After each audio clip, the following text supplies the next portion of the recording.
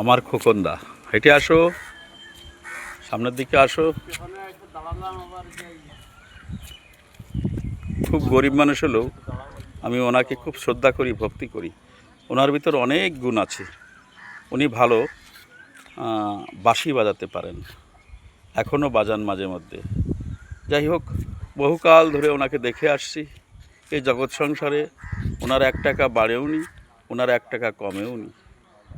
ওনাকে আমি প্রণাম জানাই। আমার দাদা মানুষ, রেলের ধারে থাকেন। যাই হোক, এই সমস্ত গরিব গুরুদের কথা এ জগতে কেউ বলার নেই। আমি যাই হোক 2-5 জন নিয়ে, লোকজন নিয়ে ওঠা বসা করি, নিজের মতো করে আমিও চলি, আমিও আধ পাগলা। যাই হোক, ধন্যবাদ আমার খোকনদাকে। উনি আরও দীর্ঘজীবী হন এবং ভালোভাবে জীবনযাপন করুন। ধন্যবাদ।